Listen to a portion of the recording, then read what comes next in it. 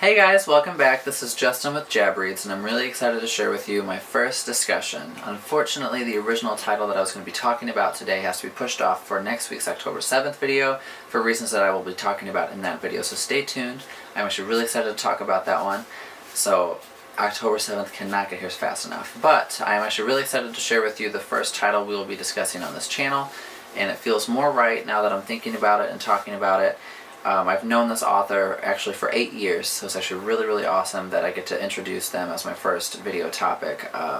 They live here in St. Louis, so I've also gotten to become a really good friend of theirs, and they've become a really good friend of mine, and I followed their work along the way. So you could say like I'm just this crazy, not like mental crazy, but like crazy fangirl of theirs, and anything that they put out I absorb instantly, and they just can do no wrong with whatever they put out into the world. So without further ado, I bring to you The Blood Between Us by Zac Brewer. Now Zac Brewer is this wonderful author that's written wonderful things such as The Chronicles of Vladimir Todd. He's written the Slayer Journals, he's written The Cemetery Boys, he's written Soulbound, he's written a few short stories such as The Ghost of Ben Hargrove, Death and Twinkies, but this one not only is his most recent, but it is just amazing because it does differ from what he originally writes about, which is more like the paranormal mythological lore, and he tore away from that to write a very simple human versus human kind of thing, and it was just really awesome to see him kind of change it up, but it was really cool to see him do it effortlessly, and I just love it so much, and I am just so glad to be recommending it to you guys because it is such a great read. I read it in 3 days, mostly because I was excited, but just because it was just so good you didn't really want to do anything else but finish it, see what happens next. I had such a great time and a fun time trying to figure out like what was going on, trying to piece the clues together, and finally when it all came full circle I was just blown away. But there was this interview that I had seen with J.K. Rowling, and she talked about when writing Harry Potter, although it was very fun for her, she decided to build this world of magic, but at the same time she had to do restrictions on such an unrestrictable world because you can sit here and say magic can do this, but magic can't do that. But magic can do this without actually doing this as well. So to sit there and create a world that has no boundaries, such as magic, where dragons can coexist with goblins and all that kind of stuff, she also had to make sure that like it didn't seem too far-fetched, such as like, oh, and then they could just do this, and like in an instant they could utter a spell and do this. And so it was very cool to hear her say that, because I definitely feel like there's a bunch of authors out there that have to do that, and I was really glad to see Zac kind of relax and settle down, because I feel like with his previous books, such as The Chronicles of Vladimir Todd, The Slayer Journals, and Soulbound, he kind of had to set up this world that like, okay, vampires exist, well obviously so do slayers, but to make sure that the slayers aren't just running around killing vampires, there has to be the Slayer Society, and because of that, you know, there has to be a vampire council, and it was just super cool to see all that, but it was also super cool to see him kind of tear down all that exterior walls and just deal with the only limitations that real world life can give you. So what was really great about that was to witness the story of Adrian, who is an adopted child at a very young age into this family where he becomes instant friends with his sister Grace, but everything goes to hell when she quickly decides upon growing up that she no longer likes him and wants nothing to do with him. And he is not only hurt by that, but he feels like he can do nothing right because his parents kind of seem to be bickering about him, around him all the time, and he just can't seem to catch a break. But on top of all that, when his parents unfortunately die in the lab fire in their basement, his parents are scientists, he is just instantly crushed. Everything just goes downhill from there, and he decides to continue and fulfill the rest of his education in a different state, in a different school. And as that seems to be going great for him, he soon gets a letter asking him to come back home to fulfill his final year of schooling due to personal family reasons. So, at first not really wanting to go, he finally decides to tear away from his world there and go back home to deal with it for one more year. And as he's there, trying to rekindle everything with his family, he realizes he still doesn't like Grace just as much as she doesn't like him, and while he was gone, everyone that he had left behind seems to have become to hate him as well. So while he's back home dealing with all that, he seems to get suspicious and finds these little clues that kind of push Grace towards having some sort of helping hand in his parents' death years and years ago. So as he decides to strap on his detective boots, Adrian himself decides to figure out what exactly went on years ago in the lab fire and what actually happened.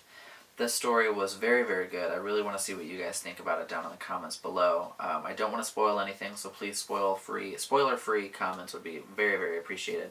But I want to know what you guys think of Zac Brewer's The Blood Between Us.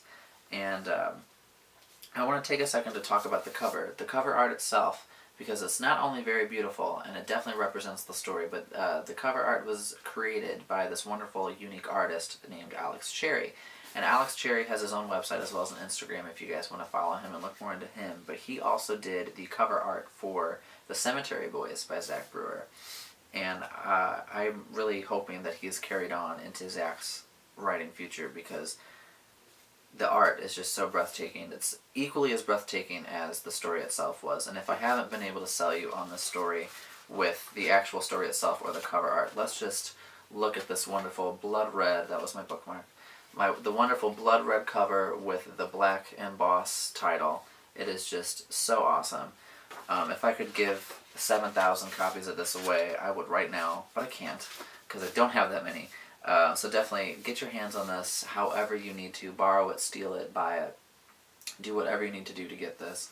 And if you guys want to learn more about Zac, go to zacbrewer.com. He is very open with his fans, although right now he has taken time off to focus on writing. But Zac is a wonderful author. I feel like you guys would not be disappointed if you guys are into the more young adult, supernatural, mythological kind of lore. What's great with Zac is, on top of all of that, he also deals with themes that I feel like a lot of authors don't really want to talk about, mostly because either they personally haven't experienced it, or it's just such a depressing topic they don't really want to do it. But I am starting to see it more, especially in young adult. I'm starting to see it more, which I really, really enjoy. And even though it may have been talked about a lot in the past, I feel like it was very hidden. It was overthrown by everything else, that like you had to be a very experienced reader or a mature reader to be like, okay, hey, in Harry Potter, like they were talking about this. Kind of like how like in the Disney movies or something, people are like always saying, oh, like they're talking about like adult themes. And so you only catch those like when you're an adult yourself. So I'm really glad to see that a lot of authors, especially Zac, are so bluntly deciding to focus on it. He talks about bullying, he talks about LGBTQ rights, he talks about suicide, he talks about depression, he talks about what it means to be bullied, what it means to be a loner, what it means to be the freak of the school, of the town, of whatever. And I don't know how much of that he's personally experienced in his life, if he has, if he hasn't,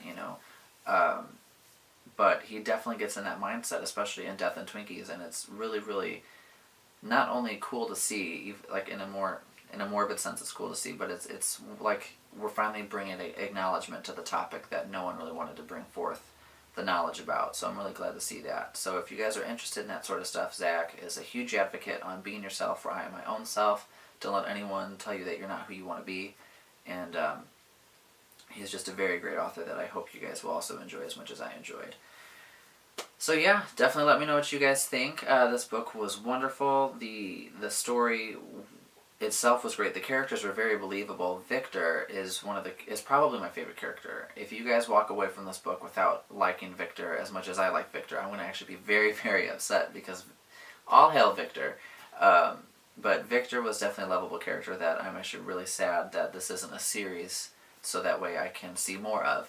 But another great character besides Adrian, there was Maggie. And if you guys know anything about hot muscle cars, then Maggie is definitely down your alley. As of right now, The Blood Between Us is a standalone from what I can tell and what Zac has released to his fans. So unfortunately, I don't know if we will actually get to see any more of Adrian, which is really sad, because the story was one that I would definitely love to see 300 more pages backlogged onto it, because it's just one of those things you don't want to end. But definitely let me know what you guys think once you guys have finished reading it. Again, please, no spoilers. For those that have read it or that haven't read it, I'd still want to know what you guys think, whether you read it in the future, whether you're about to read it, whether you have read it, whether you've heard about it. Definitely let me know, and please subscribe, because more videos will be coming every Friday, and October 7th video will be very, very awesome. We'll be talking about a book as well as a movie, as well as a few similar items, as well as books and movies. So, stay tuned for October 7th, and I will see you guys soon. Bye.